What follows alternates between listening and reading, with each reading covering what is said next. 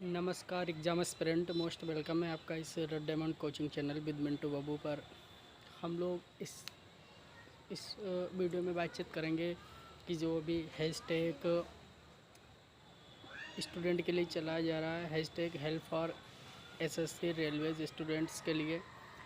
तो इसमें एक तरीके से देखा जाए तो कुछ चीज़ें हमेशा चली आ रही थी पिछले 10-15-20 वर्षों से, क्या बहुत दिनों से।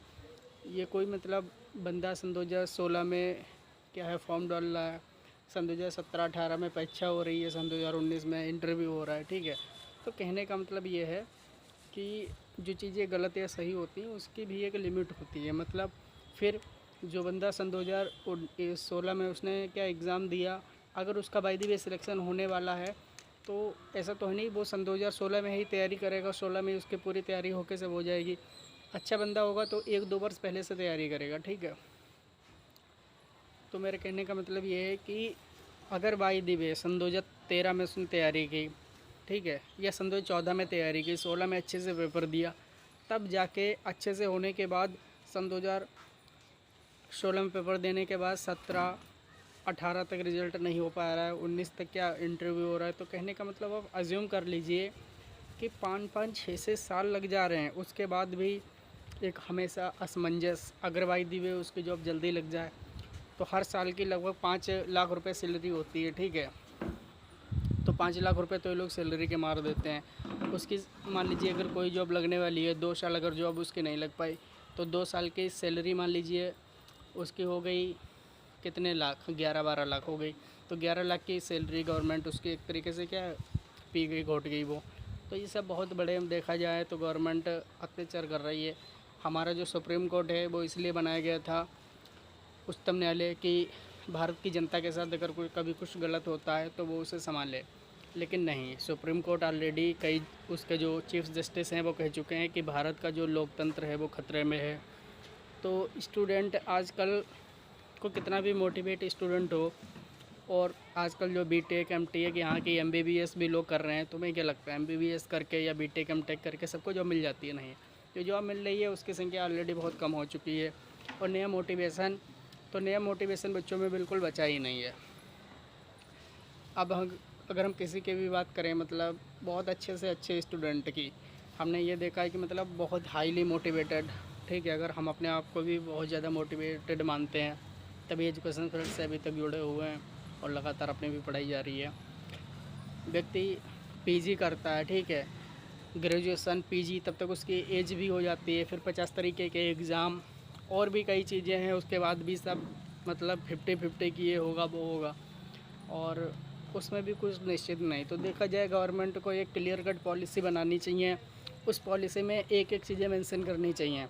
और जितने भी ये स्टूडेंट, देखिए जब उसके पेपर लीक होते हैं तो कितना बड़ा नुकसान होता है। अब तुम 1 साल तक पेपर लीक होने के चक्कर में 1 साल स्टूडेंट का बर्बाद गया, तो जिसके चक्कर में पेपर लीक हुआ है या जिसने लीक कराया है उसके लिए कोई इतना कठोर कानून बना दो कि हाँ, देखिए कानून अगर चाहें तो भाजपा गवर्नमेंट है, कोई भी गवर्नमेंट अगर अच्छी तरीके से इम्प्लीमेंट करना चाहें तो अच्छे से अच्छे क्या है गलत चीज़ों को रोका जा सकता है। लेकिन पता नहीं गवर्नमेंट क्या कर रही है। तो कहने का मतलब ये सब चीज़ें गवर्नमेंट को संभालनी चाहिए। और जो नया यूथ है वो एजुकेशन पढ़ाई की तरफ बिल्कुल, देखिए भारत में अगर बताएं तो टोटल डेटा नहीं, हम भारत के सिर्फ एक उत्तर प्रदेश की बात करते हैं, ठीक है। कितनी जॉब हैं, कितने लोग नौकरी पा रहे हैं ये तो अलग बात है, लेकिन भारत में जो जनसंख्या है उसके ऊपर अगर आप गौर डालेंगे, सिर्फ हाई स्कूल इंटर ये 2 क्लास यदि आप गौर डालें, लगभग 55 लाख बच्चे उत्तर प्रदेश में सन 2019-20 में एग्ज़ाम दिया था, ठीक है। 55 लाख हाई स्कूल इंटर की बात कर रहे हैं। तो हाई स्कूल इंटर वाले 2-3 साल में ये सब आगे निकल जाएंगे और भीड़ बढ़ जाएगी। तो एक एक साल में एक एक राज्य से इतने बच्चे निकल रहे हैं, ठीक है।